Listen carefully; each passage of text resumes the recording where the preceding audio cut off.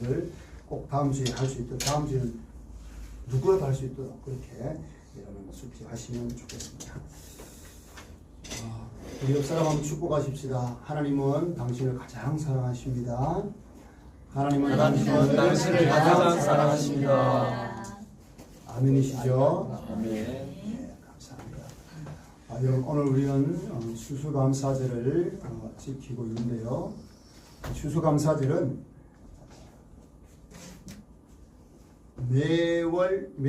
매년 11월 셋째 주일날 추수감사절을 지킵니다. 그런데 현대의 이 추수감사절이 어떻게 생겨났는가 하는 부분들을 우리 청소년들이 있기 때문에 나는 자신 있게 설명할 수 있다. 혹시 그런 분 계세요? 그럼 잠시 제가 이 부분에 대해서 말씀을 좀 드리고 오늘 본문 말씀을 살펴보도록 하겠습니다. 이 추수감사절의 배경은 구약 성경에 나오는 수장절입니다. 수장절은 추수해서 곡식을 저장해 놓고 하나님께 감사하는 절기라고 보시면 돼요. 그러니까 1년 동안 농사를 지어서 추수한 것을 저장하면서 하나님께 감사를 드리는데, 이스라엘 백성들에게 하나님께서 어떻게 명령하셨느냐, 그때가 되면 일주일 동안 들에 초막을 짓고 온 가족들이 초막 안에서 지내면서 광야 생활 중에 인도하셨던 조상들의 하나님을 생각하면서 감사하면서 보냈던 그런 절기예요. 그래서 수장절을 초막절이라고도 합니다. 이와 같은 수장절, 초막절을 현대의 추수감사절로 지키게 된 계기는 영국의 청교도, 들어보셨죠? 이 청교도들에 의해서 시작이 됐는데, 이 청교도는 16세기 후반에 영국 교회에 반항하여 생긴, 온전하지 못한 그런 영국 교회에 반항해서 생긴 개신교의 한 교파인데, 이들은 굉장히 말씀에 철저한 자들이었습니다. 순수한 신앙을 가진 자들이었어요. 이들 중에 102명이 1620년 11월 20일에 신앙의 자유를 찾아서 메이플라워 호 배를 타고 대서양을 건너해서 신대륙 미국 플리머스 항에 도착을 하게 됩니다. 그런데 여러분, 안타깝게도 그들이 그의 겨울을 보내면서 추위와 굶주림 그리고 인디언들의 공격, 그런 것들을 통해서 절반이나 죽게 됩니다. 살아남은 사람들이 자신들의 집을 짓기 전에 먼저 예배당을 짓고 하나님께 예배를 드렸습니다. 그리고 그들은 이듬해 봄에 땀과 눈물을 흘리면서 이 불모지 땅을 개간해서 옥수수와 콩을 심고, 그리고 고생 끝에 수확을 한 다음에 감격 속에 추수감사 예배를 드렸어요. 그때 청교도들에게 도움을 준 인디언들도 있었어요. 그들을 초대해서 칠면조를 잡아서 잔치를 벌였어요. 이것이 추수감사절의 시작이었는데, 그 후에 1863년 미국의 6대 대통령 아브라함 링컨 대통령이 이 청교도들의 감사 정신을 개선할 필요가 있다 해서 매년 11월 넷째 주 목요일, 그날을 땡스기빙데이, 추수감사절로 지키게 되었어요. 그리고 교회는 11월 셋째 주일에 추수감사 주일로 지키게 되는데, 이 전통을 우리나라 한국교회도 1904년에 그대로 가져와서 120년 동안 지금까지 지키고 있는 절기입니다. 이런 절기에 오늘 하나님께서 우리에게 범사에 감사하라, 이것이 너희를 향하신 하나님의 뜻이다 라는 이 말씀을 묵상하면서 그 의미를 우리가 점검하고 이 말씀을 순종하면서 사는지 점검해 보는 것은 너무너무 중요해요. 하나님의 말씀에 순종하는 차원뿐만 아니고 감사하는 삶이 우리의 건강과 행복이 직결되어 있다는 거죠. 그리고 승리하는 신앙생활에 반드시 필요한 그런 부분이기 때문에, 그런 말씀이기 때문에 그래요. 여러분, 미국 하버드 대학에서요, 의과 대학팀이 1937년부터 무려 72년 동안 이 행복한 삶의 공식을 연구를 했어요. 72년 동안. 여러분, 연구를 해도 이 정도는 해야 이게 뭐가 데이터가 쌓일 거 아닙니까? 그죠? 그렇게 해서 72년 동안 연구해서 잘 사는 삶의 공식, 행복한 삶의 비결 발표를 했어요. 그게 뭔가 하면 감사하는 자세가 행복한 삶의 비결이다. 그렇게 발표한 거예요.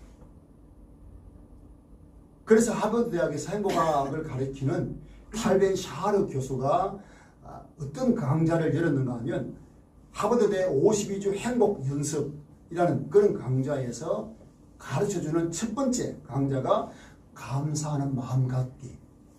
감사하는 마음 갖기. 행복한 삶을 위해서. 그런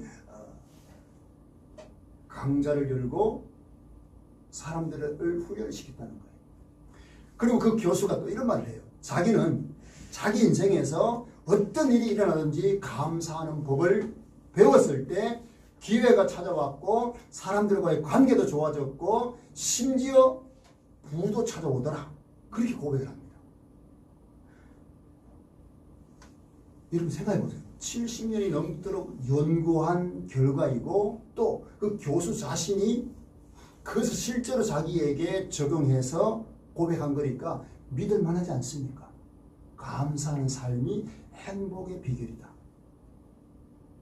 근데 여러분, 사실 우리가 어떻게 살아갈 때 가장 행복한 삶을 살 수 있는지를 가장 잘 아시는 분이 하나님 아니십니까?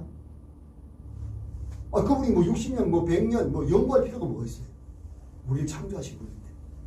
그렇잖아요. 그 하나님께서 우리에게 범사에 감사하라.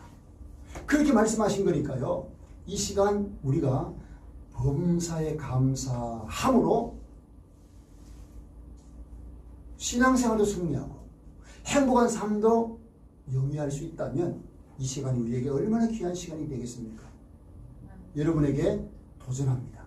범사에 감사하기를 실천하는 그런 오늘 출발이 되는 날이 될 수 있기를 축복합니다. 아멘. 자, 여러분 여기에 범사에라는 말, 이 범사에라는 단어의 원어의 의미가 세 가지가 있거든요.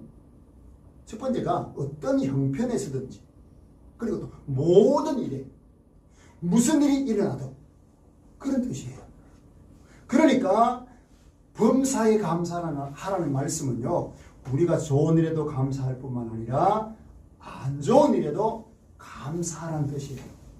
사소한 일에도 감사할 뿐만 아니라 중요한 일에도 큰 일에도 감사하라는 거죠. 그리고 살다 보면 삶의 어떤 양지에 있을 때도 있고 또 음지 같은 때도 있잖아요.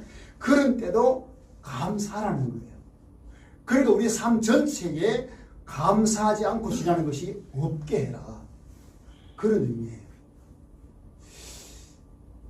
바로 이것이 여러분 범사에 감사라는 말씀의 참뜻인데 사실 여러분 엄청나게 부담이 되지 않습니까? 어떻게 우리가 이렇게 범사에 감사할 수 있나? 게다가요, 하나님께서 말씀하시는 감사의 내용을 알면 고민이 더 깊어져요. 그냥 하나님 말씀하시는 감사가요, 막연한 어떤 고마운 감정, 그게 거기서 그치는 것이 아니거든요. 다윗이 하나님의 은혜에 대해서 하나님께 진정으로 감사하는 모습을 표현한 부분이 시편 116편 12절에서 14절 말씀이거든요. 이 말씀 보면 이렇게 고백을 해요. 내게 주신 모든 은혜를 내가 여호와께 무엇으로 보답할까? 내가 구원의 잔을 들고 여호와의 이름을 부르며 여호와의 모든 백성 앞에서 나는 나의 서원을 여호와께 갚으리로다. 자, 이 말씀 속에서요, 적어도 감사에는 세 가지 요소가 필요하다는 것을 발견할 수 있어요. 첫 번째가 뭔가 하면 감사에는 마음이 담겨야 한다는 거예요. 마음이 담겨요. 여호와께 하나님께서 내게 주신 모든 은혜에 내가 무엇으로 보답할까 하는 그 마음이 담겨야 된다는 거예요. 이런 간절한 마음이 담겨야 감사라는 거예요. 그리고 둘째가 궁극적인 감사의 대상이 하나님이라는 거예요. 여호와의 이름을 부르며 감사한다는 거예요. 우리가 여러분 고마운 사람에게도 감사하는 것 당연한 것입니다. 그런데 하나님께 하나님의 이름을 부르면서 하나님 감사합니다. 그분 앞에 경배하는 것을 일컬어서 감사라고 말하고 있거든요. 우리가 잘 아는 여러분 10명의 문둥병자, 예수님께서 제사장에 보이라고 했을 때 그들이 다 제사장에게 자기들의 몸을 보이러 가다가 문둥병이 나았잖아요. 그때 여러분 10명 다 얼마나 기뻤겠어요. 코가 비떨어지고 막 지가 깔아 먹어도 자기 살을 깔아 먹어도 모를 정도의 그런 질병을 앓던 그들이 나았으니까 얼마나 기뻤겠어요. 근데 그 중에 9명은 자기 집으로 또 다른 데로 다 가버렸어요. 그러나 단 한 명, 사마리아인인 이 사람은 가던 길을 돌이켜서 예수님께 찾아와서 무릎을 꿇고 절을 했어요. 하나님께 경배를 드린 거죠. 여러분, 이게 뭐냐? 감사라는 거예요. 그냥 감사는 생각에 그친 것이 아니라는 겁니다. 돌이키는 거죠. 그리고 감사를 표현하기 위해서 하나님께 하나님의 이름을 부르며 경배했던 것이죠. 그런가 하면 여러분, 세 번째 감사는 감사의 마음을 표현하는 예물을 드렸다는 거예요. 오늘 서원을 갚겠다고 그렇게 다윗이 말하고 있는데 이 서원이라는 것이 뭡니까? 기도하면서 하나님께 약속하는 거예요. 하나님 이 기도 응답하시면 내가 하나님께 이렇게 하겠습니다. 약속을 드리는 거예요. 정말 응답하면 하나님께 그 약속을 실천해 드리는 거예요. 이게 서원을 갚는 거거든요. 한나 같은 경우는 어떻게 했습니까? 사무엘을 얻자 이 한나는 하나님께 사무엘을 바칩니다. 다윗은 하나님 평생 기도한 것을 다 받고 너무너무 감사해서 자기 인생에서 모았던 모든 재물들을 마지막 하나님의 성전을 건축하는데 다 내어드리지 않습니까? 이게 소원한 것을 갚는 겁니다. 이게 감사를 표현하는 거예요. 그러므로 여러분, 우리가 범사에 감사라. 이 말씀 속에는요, 감사의 마음을 담아야 될 뿐만 아니고 하나님께 경배하는 자세가 필요합니다. 또 경우에 따라 감사의 예물을 드릴 수 있어야 된다는 겁니다. 그게 다 포함된 거라는 거예요. 이렇게 범사에 감사하면서 살아야 하나님께서 원하시는 뜻을 행하는 사람이라고 말할 수 있는 것이죠. 따라서 여러분, 이 말씀은 굉장히 어려운 말씀이에요. 쉽지가 않아요. 제가 최근에요, 식당에서 밥을 먹는데 그날따라 막 이게 모든 국도 그렇고 뭐 반찬들이요 막 몸이 거부할 정도로 이게 뭐 조미료 때문인지 모르겠어요. 이상하더라고요. 그런데 제가 어떤 생각이 딱 드는가 하면 식사할 때 기도하면서 하나님께 감사 기도를 드렸거든요. 하나님 이 음식 주신 거 감사합니다. 먹고 건강하게 도와주십시오. 감사 기도를 들어놓고 음식을 먹으려고 하니까 몸이 거부해요. 처음 있어 저는. 막 뭐 대긴다 그럽니까? 이 경상도 말로 몸이 막 받아들이지 않는 거예요. 그럼 먹다가 결국 다 못 먹고 포기를 했는데 그러면서 드는 생각이 야 이거 음식 하나 놓고도 이 감사해놓고 내가 감사하지 못하는 제 모습을 보았거든요. 쉽지가 않은 거예요. 여러분은 얼마나 범사에 감사하고 있습니까? 하나님께서 원하시는 감사를 드리고 있습니까? 우리가 그러기 위해서는요, 적어도 세 가지를 실천해야 돼요. 어떤 것인가 하면 너무나 당연하지만 좋은 일에 감사할 줄 알아야 된다는 거예요. 좋은 일에 감사할 줄 알아야 돼요. 여러분, 이거는 어렵지 않잖아요. 사실 우리가 이 험악한 세상을 살아가는데 좋은 일, 뭐 나쁜 일만 있는 게 아니에요. 좋은 일도 있을 수 있어요. 기분 좋게 하는 일들이 일어나잖아요. 가끔씩. 지난주에요. 제가 둘째 아들하고 대화를 하는 중에 이 둘째 아들이 인간관계, 대인관계에 대해서 쭉 얘기를 하면서 자기가 참 힘들다는 거예요. 그래서 자기는 이렇게 대인관계를 하고 있는데 얘기를 하길래 저도 저의 대인관계관을 설명을 해줬어요. 아빠는 사람들을 대할 때 하나님 형상을 따라 지음받은 존귀한 사람들로 본다. 모든 사람을. 그 사람이 어떤 뭐 지위 고하 그거 보는 것이 아니고 그렇게 본다. 심지어 내 자녀까지도 그렇게 본다. 그러면 그렇게 보지 않으면 관계가 깨어져요. 하나님의 존귀한 형상을 가진 존재라고 보지 않으면 관계가 깨어진다니까요. 자식이라도. 그리고 그렇게 보지 않으면 어떤 사람에게는 내 자신이 비겁해질 수도 있어요. 높은 사람, 높은 지위에 있는 사람들이 비겁해지고 또 나보다 좀 못하다고 생각하는 사람에게는 막 교만하게 되고 그렇게 되잖아요. 그래서 그런 것들을 방지하기 위해서 모든 사람을 하나님 형상을 따라 지음받은 존재로 본다. 그런 얘기를 했더니 자기는 도무지 이해가 안 된다는 거예요. 도저히 이렇게 안 된다는 거예요. 그런 이런 이야기를 했어요. 그리고 그날 저녁에 카톡이 왔어요. 아버지, 그대로 제가 말씀, 아버지 사랑합니다. 이렇게 카톡이 왔어요. 그래서 아빠도 사랑한대 보냈더니요. 저를 웃게 만드는 멘트에 또 답이 왔어요. 제가 훨씬 더 많이 사랑합니다. 아버지. 이래가 왔어요. 이런 카톡을 주고받는데요. 참 기분이 좋았어요. 지가 저보다 아빠를 더 사랑한다고 그러길래 제가 뭐라고 답을 보낸 줄 아세요? 절대로 질 수 없다. 이래가지고 보냈어요. 여러분, 이 감사한 일이잖아요. 자녀와의 관계 속에서 이런 대화가 오고 갈 수 있다. 감사한 일이잖아요. 이 좋은 일이잖아요. 이럴 때도 감사하는 거예요. 그런가 하면요, 나쁜 일에도 감사할 줄 알아야 한다는 거예요. 자, 말씀에 좀 집중하자. 장님이 왜 중간으로 앉아? 떨어져. 나쁜 일을 당해도 감사할 줄 알아야 된다. 여러분, 오늘 본문에 이 범사에 감사하라. 이 말씀이 1차적으로 데살로니가 교인들에게 주어진 말씀이에요. 그 교인들은 지금 어떤 상태인가 하면 엄청난 핍박을 당하고 있는 그런 상황이었어요. 바울이 그들에게 전도를 하면서 너희들이 예수님을 믿게 되면 핍박을 받게 될 것이다. 환난을 당할 것이다. 미리 말해주었어요. 실제로 그들이 예수님을 믿고 나니까 엄청난 환난이 찾아왔고 핍박이 찾아왔어요. 여기서 그들이 가진 핍박이 뭔가 하면 믿음을 지키기 위해서 포기해야 될 것들이 너무 많다는 거예요. 실제로 직장을 빼앗기기도 하고 재산을 몰수당하기도 하고 그리고 예수 믿는다는 것 때문에 생명의 위협을 당하기까지 했어요. 이런 여러분 핍박 상황 속에서 그들이 얼마나 고통스럽고 힘들었겠습니까?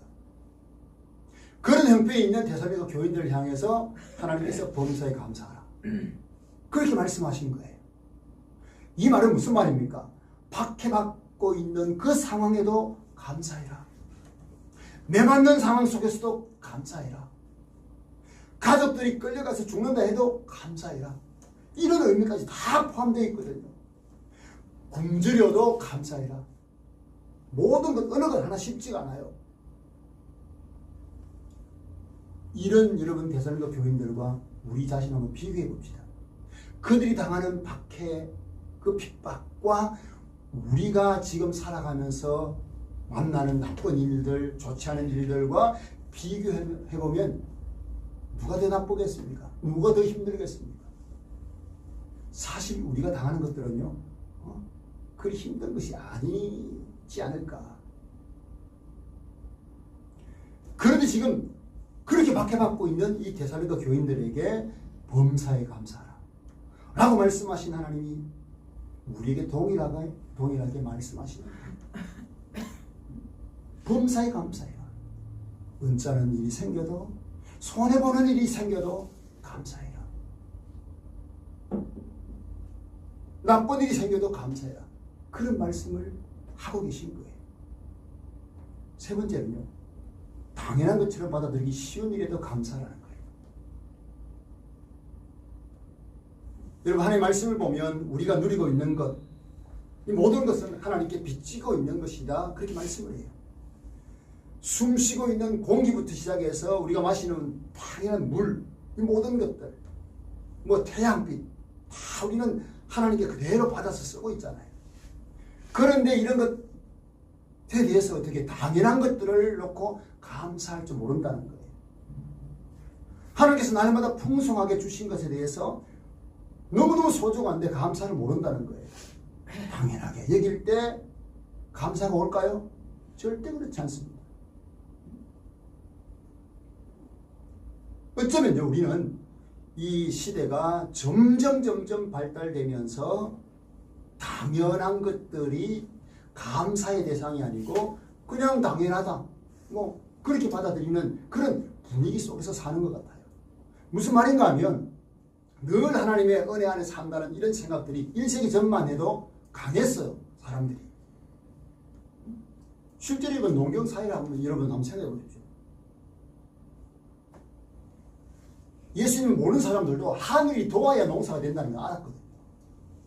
그래서 그들은 하늘에 감사하는 마음을 가졌어요. 하나님인 줄 모르지만 하늘에 감사하는 마음을 갖고 살았다고요. 근데 지금 어때요? 전혀 그렇지 않아요.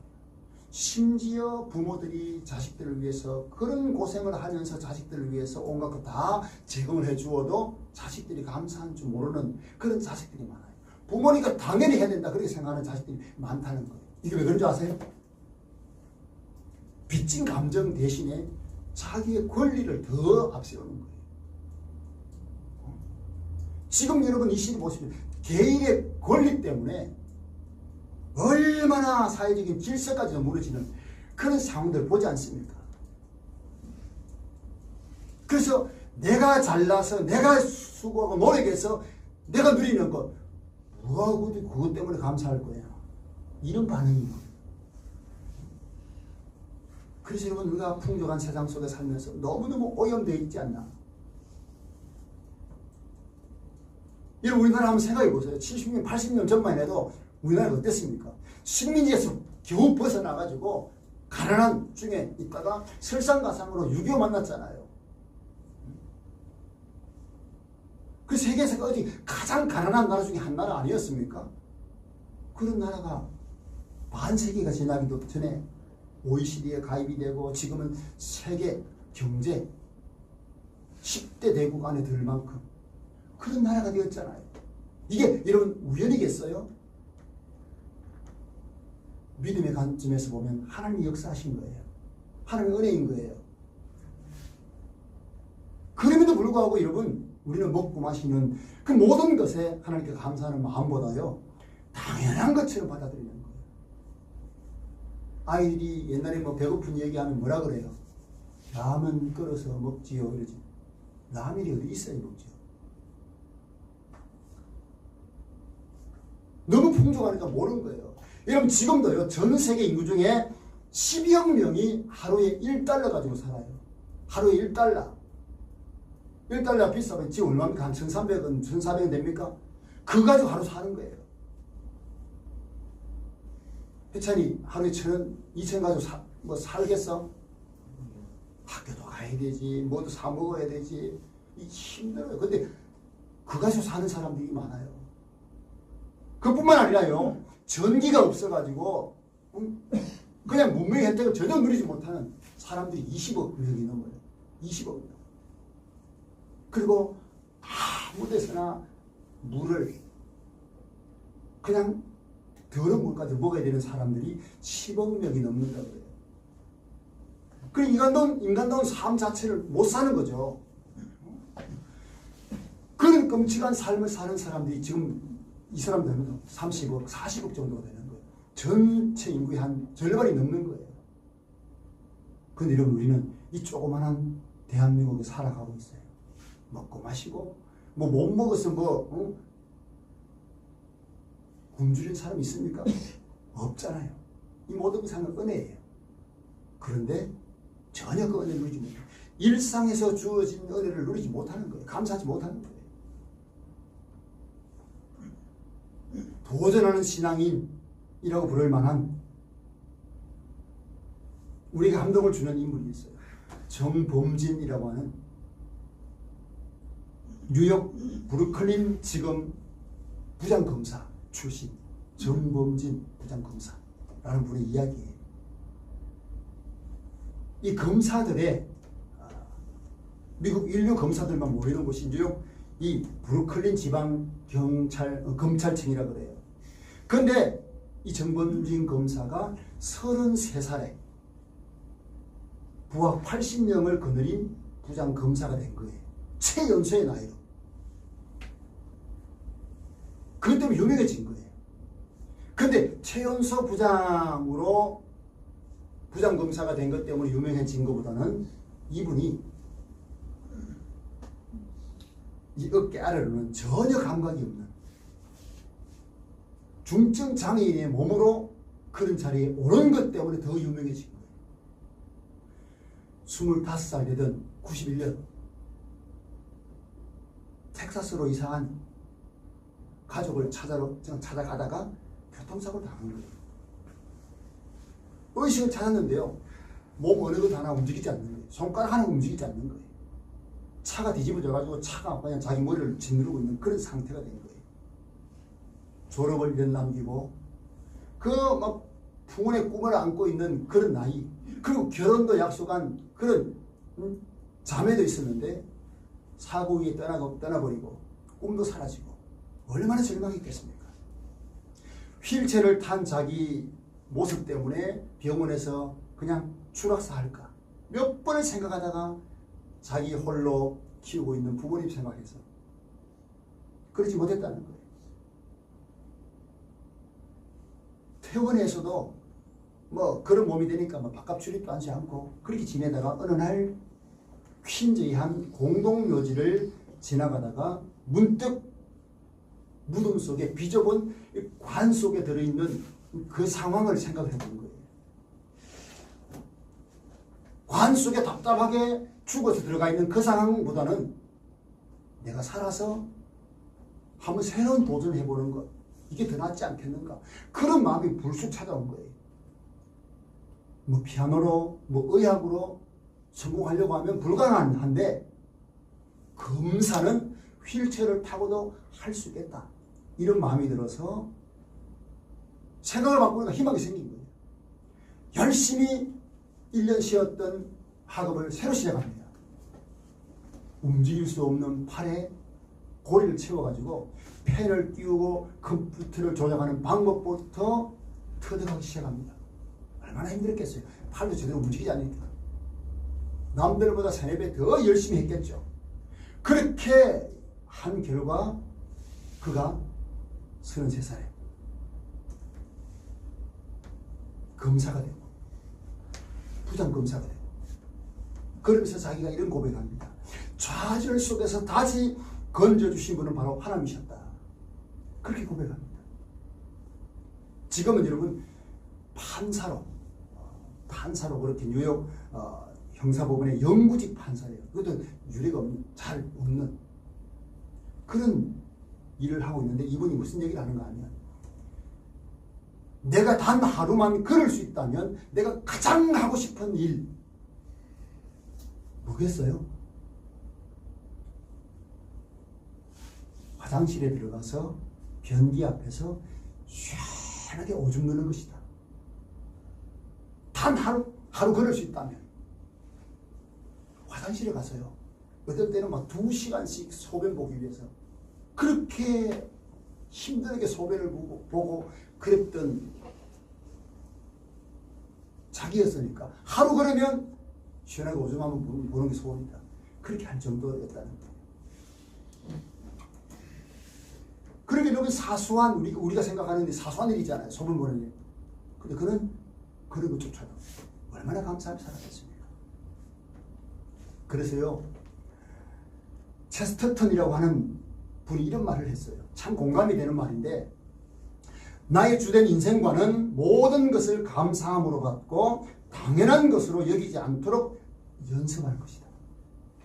모든 것을 감사함으로 받고 당연한 것으로 받지 않도록 하는 연습을 한다는 거예요.